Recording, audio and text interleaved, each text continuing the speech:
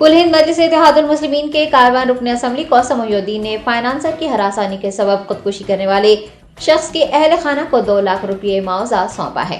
सदर कुल हिंद मजलिस इत्तेहादुल मुस्लिमीन बैरिस्टर असदुद्दीन ओवैसी की हिदायत पर कौसम मोहिउद्दीन के हाथों मुतवफ़ी के अहल खाना को मुआवजा फराहम किया गया, जिसने बजाज फाइनेंस से लिए गए कर्ज को वापस करने में नाकाम होने और फाइनेंसर की हरासानी के सबब तंग आकर अपनी जान दी थी।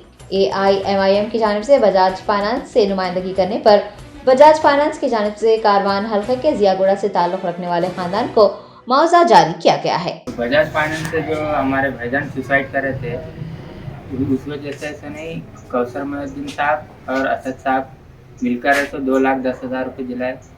उनका बहुत बहुत शुक्रिया। और यहाँ के जो MLA साहब है कौसर मोहिउद्दीन साहब, उनका भी बहुत बहुत शुक्रिया। अल्लाह उनको अच्छा रखे।